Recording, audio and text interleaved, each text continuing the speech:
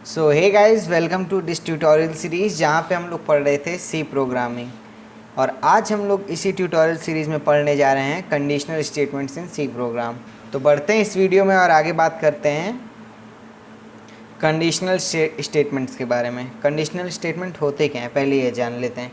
तो उसकी definition basically ये होती है कि in uh C program are executed sequentially. This happens when there is no condition around the statement. If you put some condition for a block of statement, the flow of execution might change based on the result evaluated by the condition. This process is referred to as decision making in C. The decision making statements are also called control statement.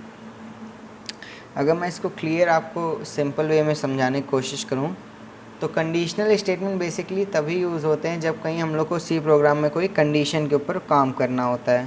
Condition in the sense जैसे कि ये check करना कि programme में मान लिया हम लोग ने कोई दो नंबर यूज़र से एंटर कराया और चेक करना है कौन सा नंबर बड़ा है कौन सा नंबर छोटा है, या फिर किसी यूज़र से उसकी एज एंटर करा के ये चेक करना कि वो वोट के लिए एलिजिबल है कि नहीं है। तो ये सब हो गए conditions. Conditional statement basically three types के होते हैं: if statement, if else statement और nested conditional statement. If statement basically जानते हैं क्या होता है।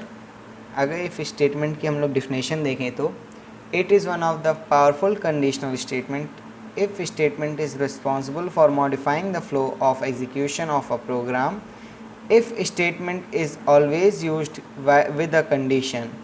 The condition is evaluated first before executing any statement inside the body of if. इसका सिंटेक्स बेसिकली होता है if एक सर्कुलर बेस में कंडीशन, उसके बाद एक ये करली ब्रेस के अंदर हम लोग इंस्ट्रक्शन देते हैं। ये करली ब्रेस का बेसिकली यहाँ पे आपके पास आपकी चॉइस होती है, चाहे आप करली ब्रेस लगाएं चाहे ना लगाएं। बट करली ब्रेस लगाने से क्या होता है कि हम लोग एक प्रोग्राम को सिस्टमेटिक वे से रिप्रेजेंट कर सकते हैं। मान लीजिएगा कल को हम लोग इसी प्रोग्राम के ऊपर हम नहीं दूसरा कोई डेवलपर काम करना चाहेगा तो वो समझ नहीं पाएगा बेसिकली ये। इसीलिए मैं हमेशा प्रेफर करता हूँ करली ब्रेस के अंदर ही इंस्ट्रक्शन देना। बाकी ये कोई ज़रूरी नहीं है आप करली ब्रेस के अंदर इंस्ट्रक्शन दो, आप डायरेक्टली भी इंस्ट्रक्शन लिख सकते हो। तो बात करते हैं इसके बारे में, इसका फ्लो चार्ट देखते हैं। तो बेसिकली क्या होता है, हम लोग कोई एक कंडीशन एंटर करते हैं। यहाँ जैसे पीछे देखते हैं इफ़ के साथ यहाँ पे कंडीशन लिखते हैं। तो क्या होता है जब ये कंडीशन को चेक करता है जो अपना कंपाइलर होता है, अगर वो ट्रू होती है तो वो प्रोग्राम को फुल रन कराता है और जो भी अंदर कोड हम लोग ने या इंस्ट्रक्शन जो भी दिया होगा वो उसको रन कराता है। और अगर फॉल्स होती है तो प्रोग्राम वो इफ़ स्टेटमेंट को क्या करता है, स्किप कर देता है और आगे बढ़ जाता है, प्रोग्राम में आगे बढ़ जाता है। बेसिकली ये होता है इफ़ स्टेटमेंट। और आगे बात करते हैं नेस्टेड इफ़ स्टेटमेंट की। नेस्टेड इफ़ स्टेटमेंट या कोई भी नेस्टेड स्टेटमेंट का मतलब होता है कि सेम स्टेटमेंट का यूज़ कई बार होना प्रोग्राम के रिक्वायरमेंट के ऊपर। यानी कि अगर हम लोग जैसे इफ़ स्टेटमेंट का ही नेस्टेड इफ़ स्टेटमेंट का देखते हैं, अगर हम लोग को इफ़ स्टेटमेंट को कई बार प्रोग्राम में आगे यूज़ करना है बैक टू बैक, तो वो कहलाता है नेस्टेड इफ़ स्टेटमेंट में।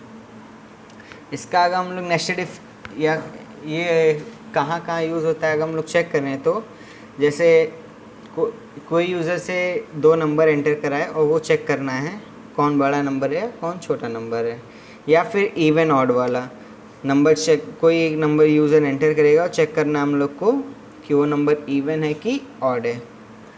तो इसमें बात करते हैं कि यहाँ पे देखिए इवन है कि ऑड है, मतलब इवन है कि ऑड है। देखिए इसमें यहाँ पे दो कंडीशन बन रही है, तो यहाँ पे इसीलिए हम लोग को दो इफ़ का यूज़ करना है, तो इसीलिए हम लोग यूज़ करते हैं नेस्टेड इफ़ स्टेटमेंट का।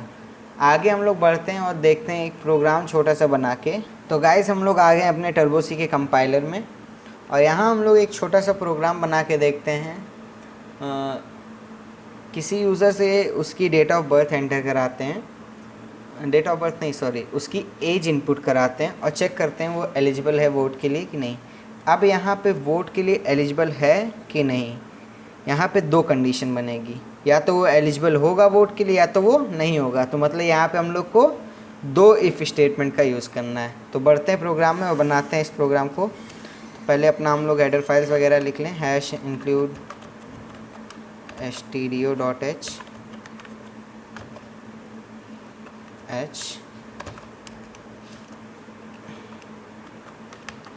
Hash include conio.h void main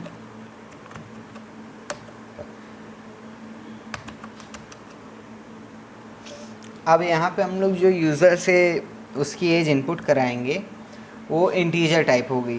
तो यहाँ पे हम लोग int इंटीजर टाइप का डेटा टाइप लेते हैं और a ले लेते हैं, a फॉर एज, तो क्लोज करते हैं और कोई तो यूज़ नहीं होगा ना।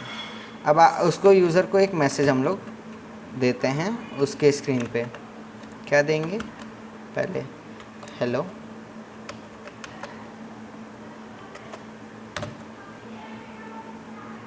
Please enter oh shit your age to check you are eligible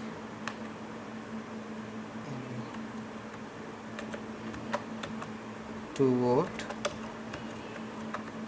or not.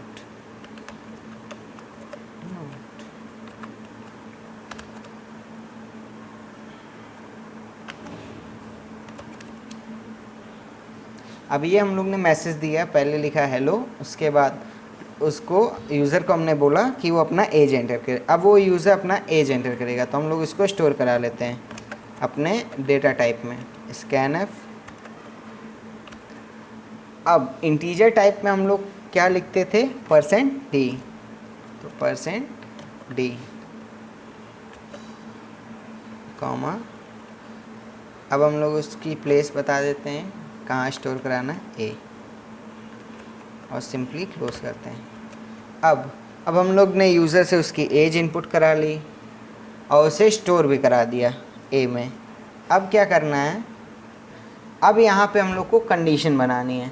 यहाँ पे देखिए वोटिंग के लिए क्या रूल्स होते हैं कि आपको 18+ होना चाहिए, यानी कि आपकी एज जो है वो 18 से ज़्यादा होनी चाहिए, तो तभी आप वोट के लिए एलिजिबल होते हैं।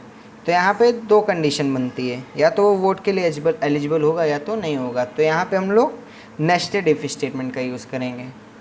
तो बनाते हैं प्रोग्राम और लेते हैं पहला इफ स्टेटमेंट। यहाँ पे हम लोग क्या करते हैं, पहले a इज़ ग्रेटर देन 18, ए जो हो वो 18 से बड़ा हो, तो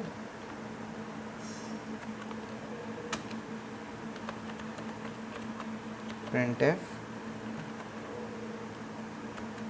you are eligible, you are eligible।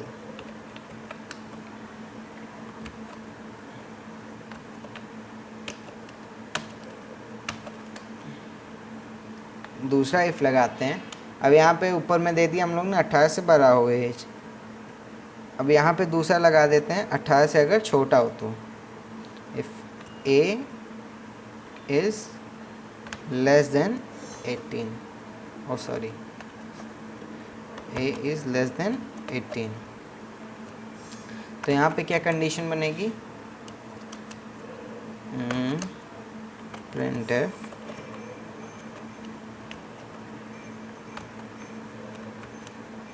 you are not eligible।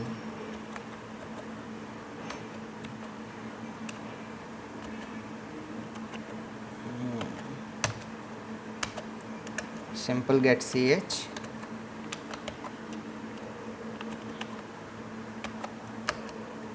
और क्लोज।